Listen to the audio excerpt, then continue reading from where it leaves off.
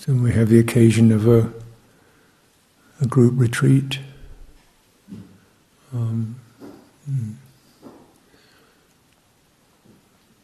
It's to begin to learn about creating a form, a temple, something sacred, something that's not just about personal this and that, but place. This is steady, this is reliable, this is on firm ground, this is not caught up with worldly ways. When we dwell within that temple, we enter the Dhamma. Obviously the particular, times and places and routines of group retreat are kind of arbitrary in a way, and perhaps don't fit everybody's body rhythms. But, we're learning also just, let's just soften, loosen, see what we can do to, not get lost too much in the details, but get a sense of this solidity. And there's a commitment, and there's a space, and a silence. So picking up the correct sign, the sign of you know what to do, so to figure. May not be exactly what you wanted, but the main thing we want is steadiness, to be able to relinquish the flitterings of choosing this, that and the other. So you pick up, discard the negative sign, pick up the positive sign. Get the silence now. Sometimes it's not even, this situation is not actually total silence, but it's saying that's the emphasis and encouragement. But again, it's not like, thou shalt not ever speak. But really, so it's a freedom, but we look up careful of the sign of, of some kind of suppressive constraint, and pick up the sign of opportunity to be silent. So there's just less input, less data, less reverberation, less emotional stimulation. And maybe that's useful. Like anything, when we come from an active situation, there's a kind of jolt of and then, and then to give it time. I really quite like the silence. It's not a kind of cold silence or a suppressed silence, but a silence that's vibrant with attentiveness, alertness, sensitivity, just because of that absence of data. So that instead of the chitta being loaded, it's kind of relieved in that sense. A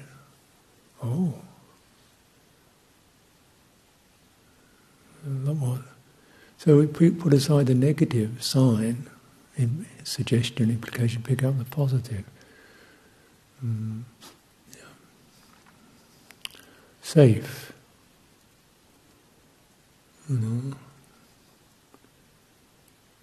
So reliable, safe, looked after, supported, credible really. I look in a world of such violence and such precariousness, such fragility for all beings, humans, animals, everything. We feel that no one will violate, no one will betray, no one will stab, no one will gossip. If even it slips out, there's a sense of regret and apologising and clearing it.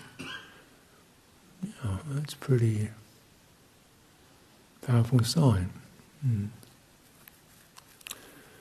So, of course, one may feel, a bit passive, I like to be a bit more dynamic. Just pick up the positive sign. The mind can do different. The mind is a trickster. It plays all kinds of things, and it's so much under the grip of habit and not even conscious habit, kind of ingrained habitual energies. It's not decisions. It's just energies are just quite irregular, and Citta gets gripped by that. It's really fundamentally gripped. It's not a decision. That's what happens. And one needs to work with that carefully, because it doesn't just break. It's got to be eased out of by bringing the skillful sign. You can't do it through. Citta does not obey orders. Absolutely, it doesn't. When you give it an order, it just feels shocked. But or held, gripped hard, but the sense in which, look, taste this. Look, taste this. Yeah, I know. Taste this. Just taste this. Pick up the skillful sign for one's own welfare, and it's act of faith to do so, to cultivate that relinquishing property that we all have. We can all let go of something. We can always pause on something, pause on a reaction. That goes into, we have that capacity, otherwise there would be no possibility for liberation, would there?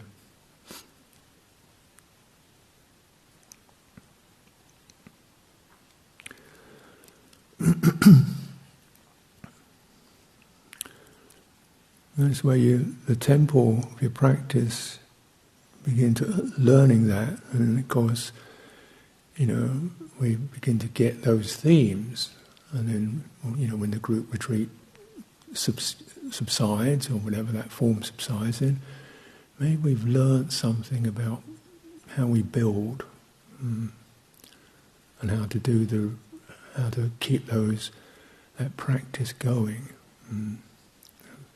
Discard the unskillful, pick up the skillful. The skillful is a sign. I mean, it's not like I tell you to do this, you do that. No, that's not it. It's something that's an obvious, manifest object, a rule or something like that. The sign is something that Citta produces. It's not an external, it's an internal thing. That Citta produces a sense of delight, for example, or a sense of apprehension. And then, so you're looking for the signs that really support this, what's called ekaggata, one-pointedness. That's where you're building a sense of definitely placed there, solid. And this term, ekaggata, one-pointedness, the Buddha himself, when he was beginning to cultivate, he said, kind of like my mind, this way, that way, this way, that way, the worldly ways, household life, family, da-da-da. You just kind of, this is just a hassle. All this, my mind buzzing around here and there. So I established one-pointedness. He's like, get to the point.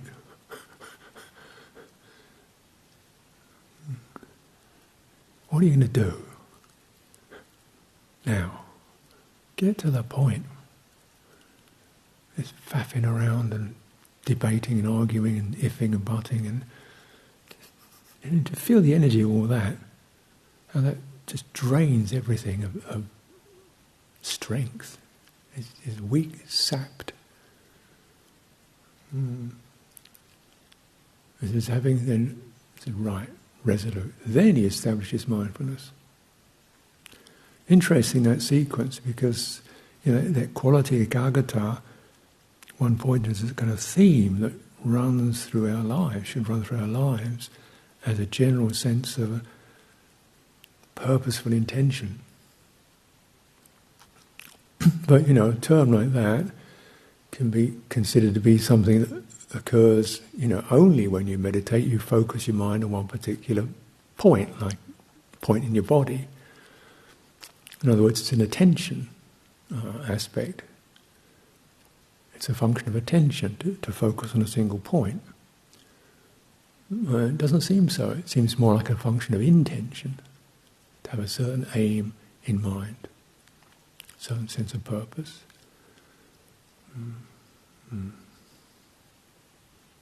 Then that can run through, can't it? Like if you're doing, like in the Satipatthana, saying you're walking, sitting, scratching, leaning, doing all kinds of stuff. You can't kind of go through your life focusing on this bit and that and the other. That's not one point. If you have that one point of intention, drop unskillful stuff, put aside what's not necessary, pick up what's skillful, where your sense of, yeah, and stay with that. And it could be the sense of composure, it's important, thoroughness is important, mindfulness is important, relinquishment is important, cultivating qualities of non-aversion, non-brutality in speech, body and mind. Qualities, cultivating qualities of empathy in body, speech and mind, where we regard each other, other beings, with the mind inclined towards, okay, there's a being, just like me they get annoyed, just like me they get sad, just like me they want this, okay, we all know that. So let's avoid the righteousness and the finger pointing, which always can create problems. And start with that, see if we can go from there. Because at least it's going to give me, my citta, a place to stand, independent of the tides of the world. Independent of that judging and measuring and running around and can't stand this and want that kind of stuff. I don't know. Then you've got firm. And your firmness is not limited to a particular place in your body or even but to a whole kind of firming attitude and intention. Not dither, complicate, get meshed up in details, and just pick up the sign of getting meshed up, getting tangled, getting overcomplicated, just back off, what's going on here. And sometimes these are good intentions. You want to make something worked out, make it right, make everything good, fine, good intention, but wait a minute, this is getting complicated, a tangle. This is another way of just step back and say, well, maybe just that and that, the rest will sort itself out.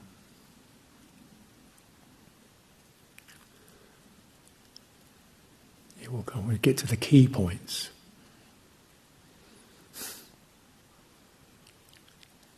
Get to the key points. Like, okay, this is necessary. That could be useful. This somebody else's responsibility. This is worth thinking about. This is not my issue. Remember this going to in the previous eras in Dhammaravati, they had a couple of offices, and there were two monks in different offices. And one monk, his office, it was full of box files. Box files opened up, because those were used a lot more paper then. Box files, books, computer, things like that. It was full of stuff. Desk full of stuff. He was working out whether this and the other. 2 phones. The other office is one sheet of paper, about less than A5, with 5 notes on it.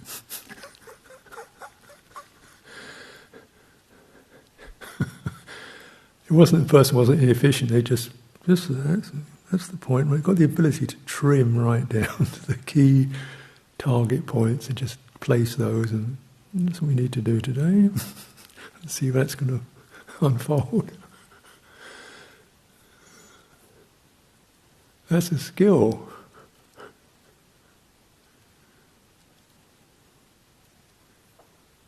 It really is a skill, but leaving that, what does it result in, If we really get to these key points, what's important now, what could be, is it anything possibly that could be discarded? That's the way I like to think about it. I think my mind's definitely capable of complexities.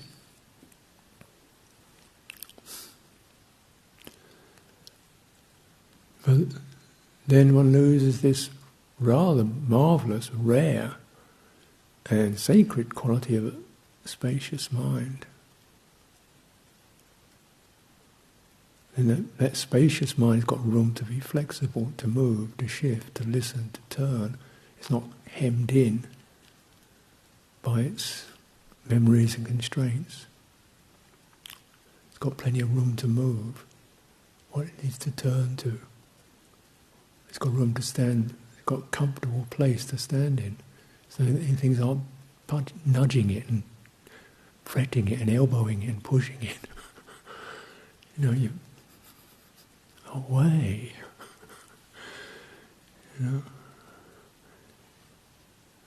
So I like to just try my mind to just not have to not think about things I don't need to think about. And that's a constant measuring, what being responsible, what really needs to be thought about, what doesn't need, and look out for that's possible to my mind can think a lot. What's possible, just don't need to pick up that piece of information.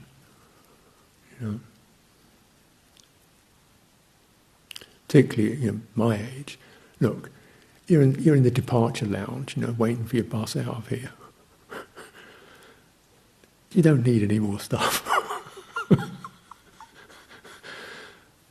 don't need a lot more knowledge. It's, aim for the space. You pick up that trait, that tendency, first because of one-pointedness. And then there is so this is prior to sati, mindfulness. Okay,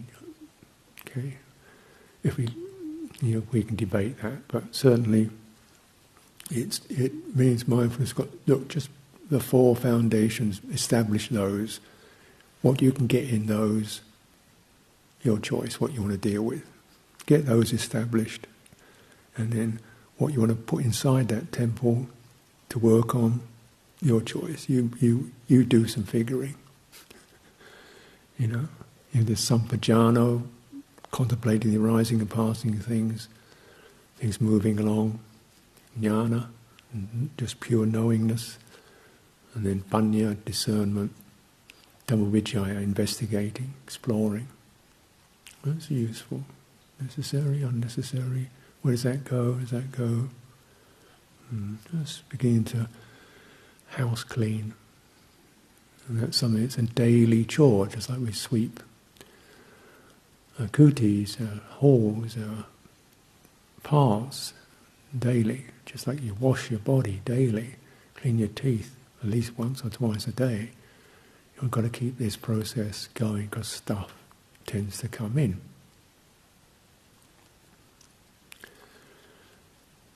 But then, cultivating that principle, you recognise, how you govern your attention. So you don't take in what you don't need to take in.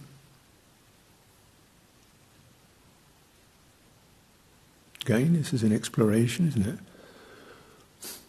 But essentially, the Buddha says, what do you not give attention to?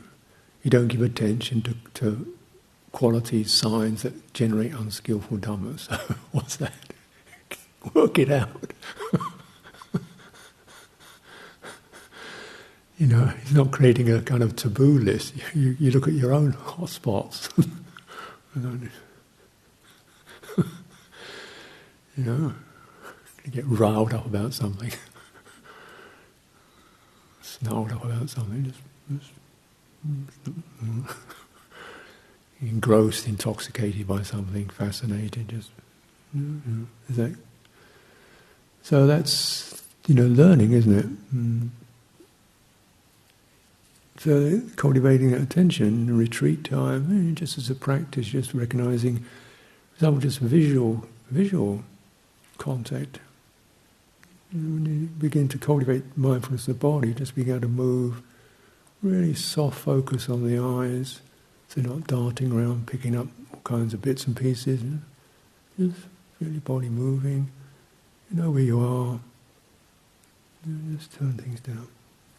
The eye is a very restless organ. It definitely does.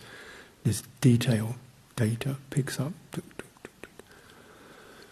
There's that primary function of a primary attention primarily goes out through the eye. So it's very good at picking up bits and pieces. Everything you pick up is going to have some feeling associated with it, going to affect it. Going to get some kind of... How much is helpful? Up to you.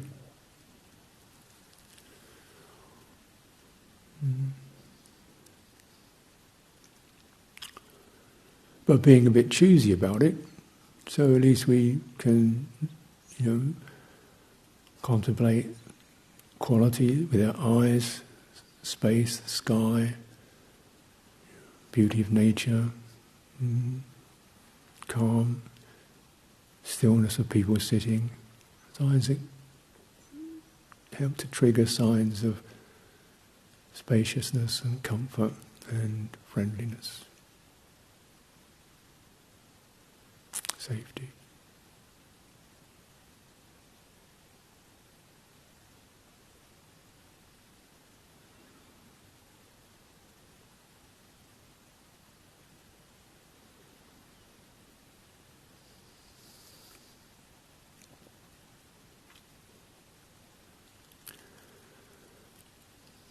So externally, the sense doors opened,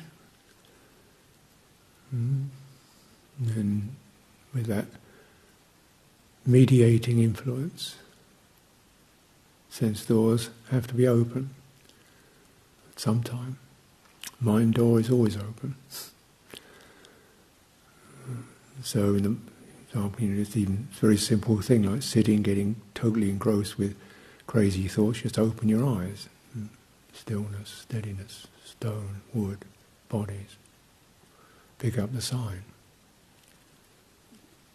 This isn't about blanket annihilation of senses, but skillful mediation. Turning to where you'll get the support.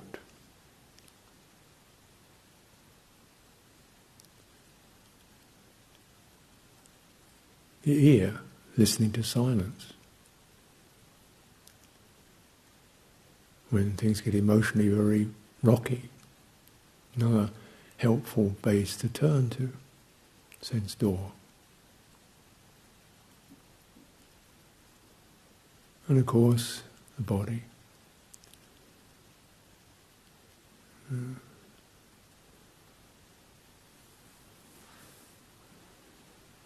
And even within this body, we experience the twinges and pains and aches, and cramping.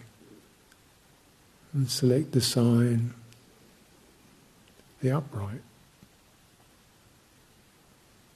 the spinal, the axis. From the base to the top.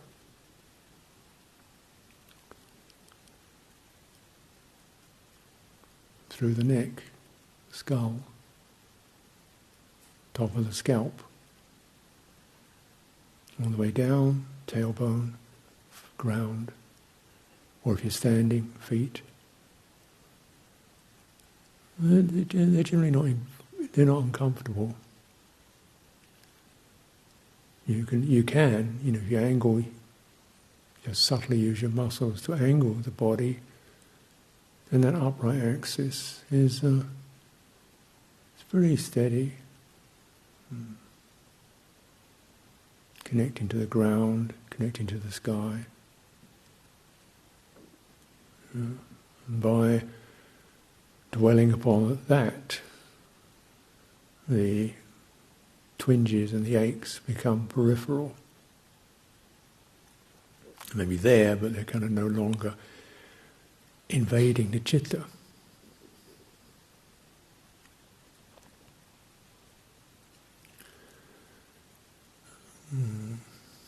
Breathing, of course.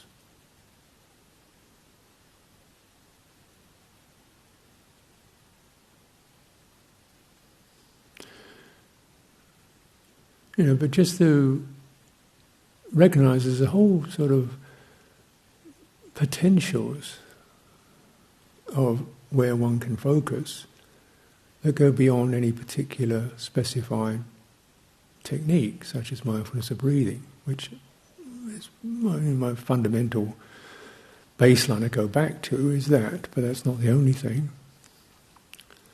And so okay, if you want that sense of looking for a sign that's steady, not afflicted by negative impressions, then that upright axis, that'll do. Helps the body to be unconstricted, not compressed, not leaning over, not contracted. That takes some of the negative energy out of it. Expanded body. Then the lateral axis, across the shoulders, the hips, feeling the space around. Just that. It's not that refined, really. Holding it. Noticing if that sign of, this is stabilizing. This is not complicated. And sustaining that sign of the stable, the not complicated,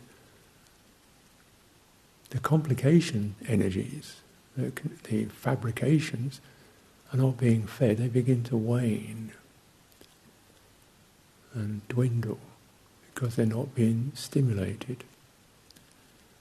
And suddenly things that are not particularly pleasing suddenly don't really matter.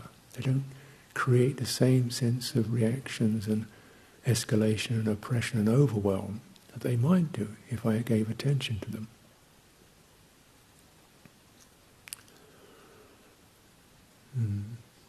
So one cultivates like this. So when you're standing, walking, sitting, even reclining, soles of the feet, crown of the head, the line between the two, open the body.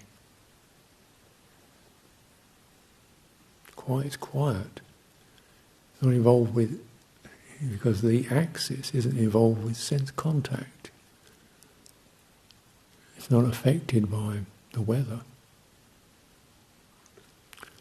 And just that open body helps some of these constricted energies that can get so oppressive and established to ease up.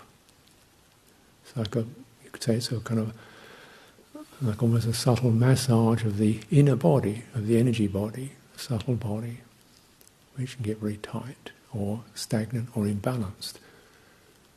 And you don't want to fiddle around with that. You want to just create a frame that will allow it to do its thing and work itself out. So just avoid too much tweaking and probing and fussing, because all that still carries energy, and putting energy into systems that are already, energy is a problem. It's already, contorted or constricted or stagnant. You just trust the body, the stabilizing presence of the body, to do its work. And Citta will begin to sense that sign and withdraw from the complexities, and even the body's neural sense will begin to sense, oh, there's a steady, safe place, let's go there. And that withdrawal happens both psychologically, even neurologically. And, something, if I focus on it, that is uncomfortable, but it's not a problem.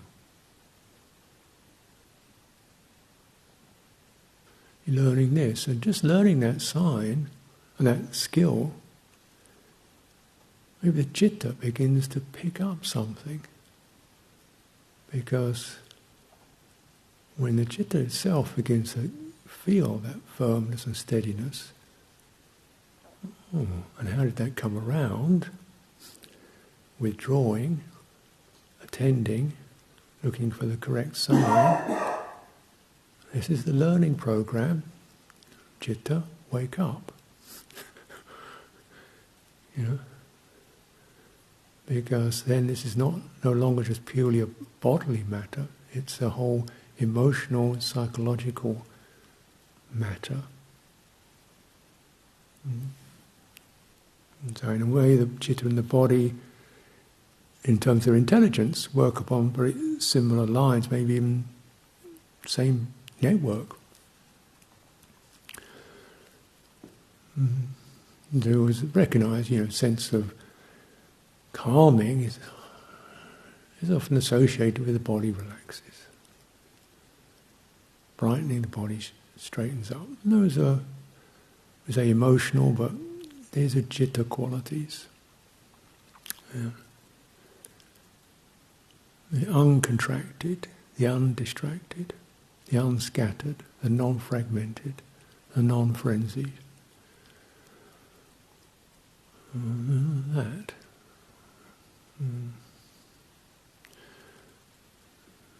To train in this because there's so much kind of embedded ignorance, or I wouldn't say such a pejorative term, but not getting the point, getting out of touch, losing touch, avidya, not seeing, vedana, not feeling it, not getting it, not knowing it. When something bothers me, I go on to it and get more bothered by it. I pick up the sign of agitation and get agitated about how agitated I am. Then I get annoyed with myself for feeling so agitated and I blame somebody for making it that way. And then the thing then it keeps coming back. It keeps coming, you've got a hot spot, you feel a hot spot, go to the hot spot and get heated about it.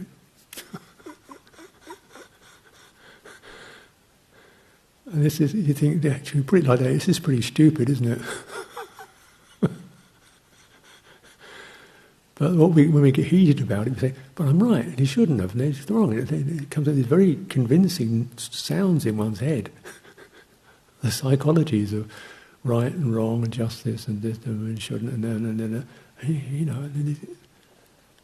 and sometimes it creates these scenarios which are really distorted. Scenarios. I certainly living with other people and being one of the people.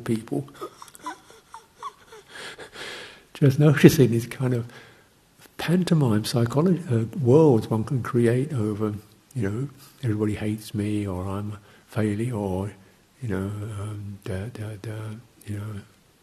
are whatever kind of things one can create over people, picking and then getting reactive to it, and then fighting with the reaction, and then trying to suppress the fighting, and then blaming yourself. This whole escalation, because what happened, you didn't get the point. Where it begins is when the feeling surges, and it goes into these hurt places. This is not the time to give attention to that. It doesn't mean, censoring, blaming, just don't give attention to it, but instead get your intention to this quality needs to be held carefully. That's your intention. It's not shut up. This quality, the hot spot, needs to be held carefully, felt, sensed, listened to, maybe. Find a steady place and let the sense of the steady place stand there next to the hot place. Let energy, calming, steadying energy, not trying to make anything happen, just sense the two and see what happens.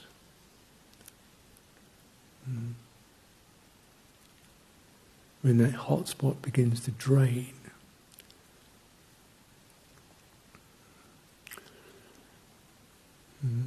and that isn't happening necessarily happens in an hour.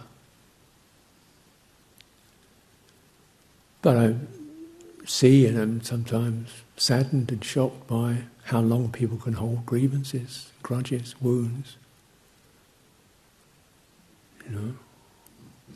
that have over the years not healed at all, but actually increased because they keep going to it and believing in it and thinking about it and confabulating it, and it builds up to be like a cancer that's eating them.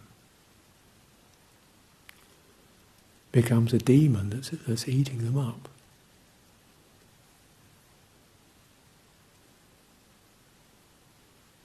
And we fed it with our righteousness or our so-called clarity.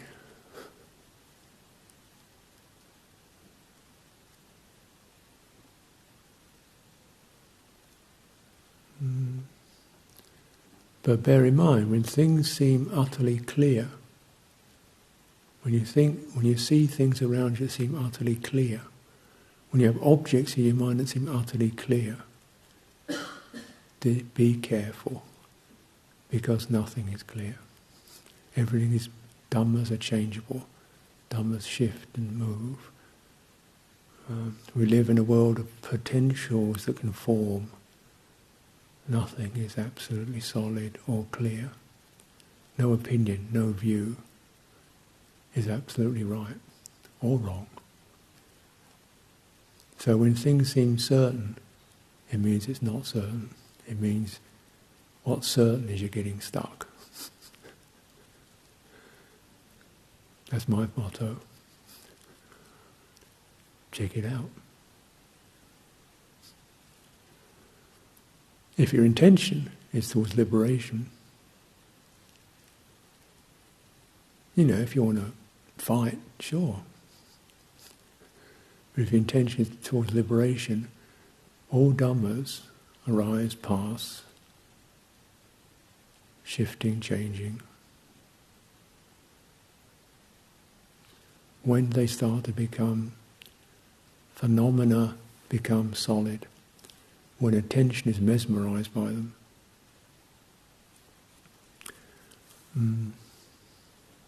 It said in the Satipatthana teachings, with the ceasing of attention, there is the fading out of mind, of Dhammas. With the ceasing of attention, the fading out of Dhammas. The passing of Dhammas, the breaking up, the dissolving of Dhammas, with a ceasing of attention. You may think, what? No attention? It means don't be aware, don't be wakeful? No, that's not what is meant by attention. Attention is the data pointer, the one that confabulates specific detail.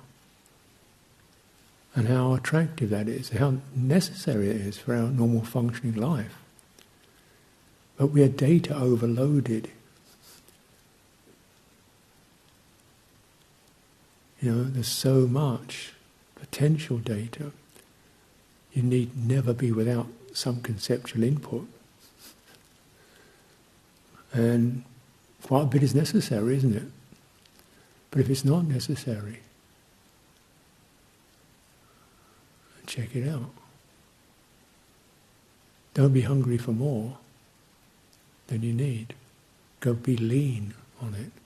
Just what you need. And maybe some days you need, then okay, this evening do I need? No. Then learn to, how does attention cease? You go from the point object to the field. Using a simple image, we can go from looking at detail in the room to the whole room. Simple image, simple presentation on that. You can look at a detail on the floor or a person, something, and you feel that sharpening up. Then you can just go to the whole room in one shot. Whole room, all the objects of attention go fuzzy. Not you can't see, you just don't see anything. You just see, but the thinginess goes very fuzzy. And that's just I think it's quite simple actually, it's not particularly profound. But then, it's good effect.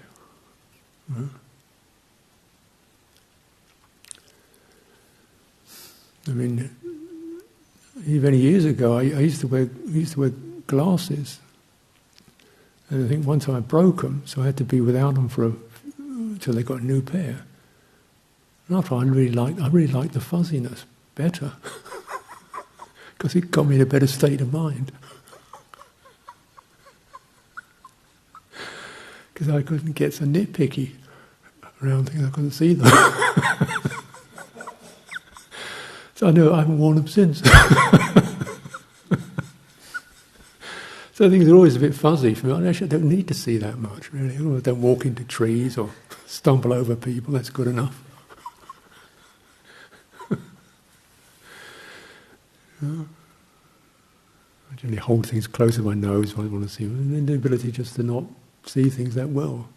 And the mind just goes, oh.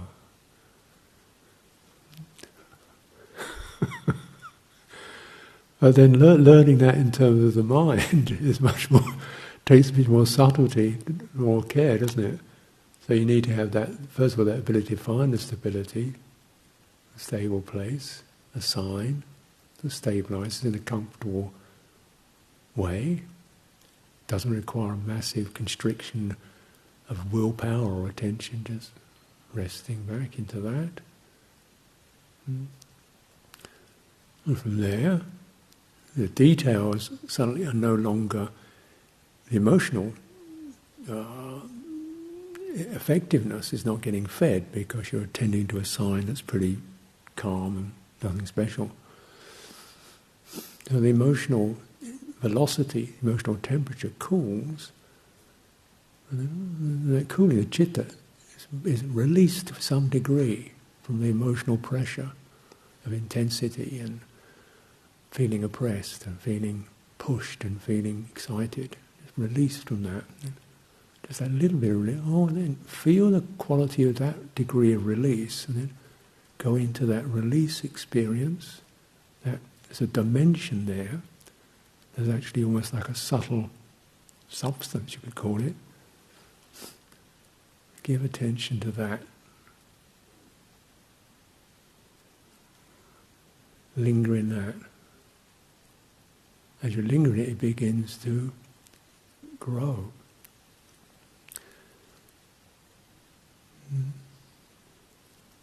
Because the citta is calmed and made whole and peaceful by that, and it likes that. In a sense, that quality of the released element, the element, if you like, it's called an element. Just like earth, air, fire, water, the element of release, or the nibbana element, or deathless element. I don't want to get too technical about that. But in a sense, something is not getting wound up. The citta that is one pointed on freeing up, liberation. Oh, that's nice. It feels comfortable. It will tend to increase by itself. You don't have to pump it.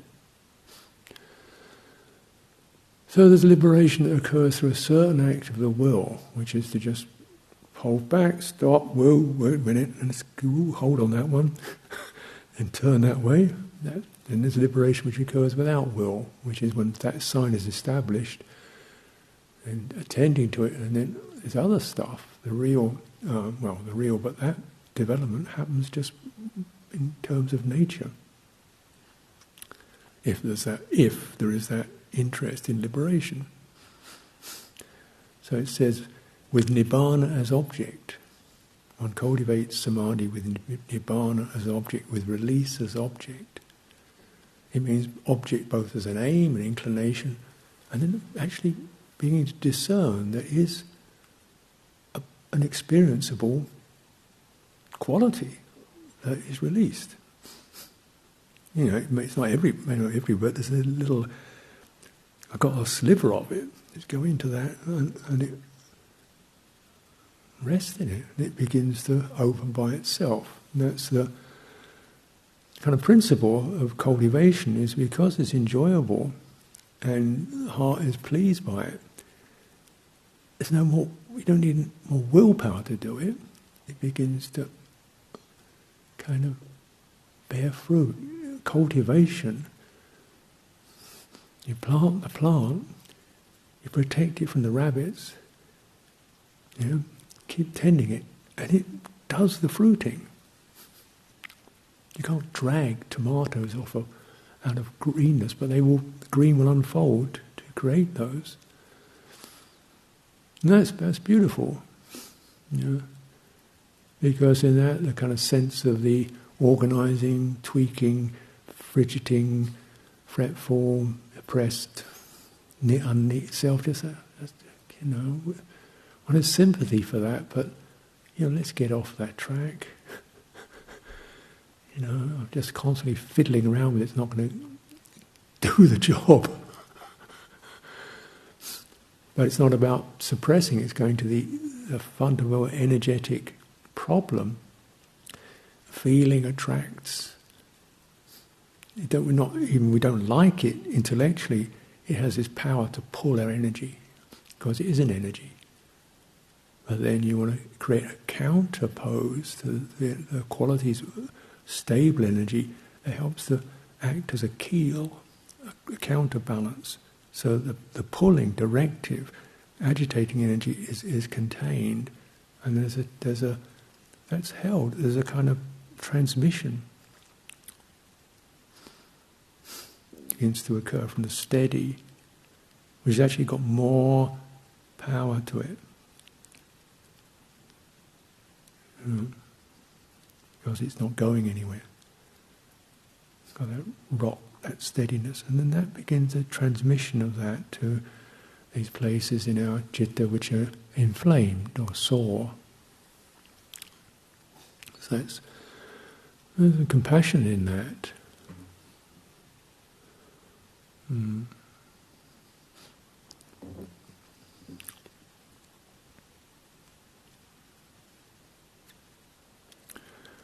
So this is how this samadhi, the four satipatthana are called the nimitta of samadhi.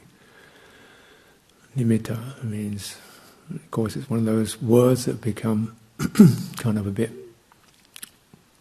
complicated, the way that words do and the way we work with words, but a mark, a sign, a foundation. We have nimitta stones, they establish a particular boundary. So the four foundations of sati, mindfulness, establish the boundary of the temple within which we contemplate the forces of nature as they move, arise, pass, change. We maintain the temple. So offer this for your reflection and something useful in that.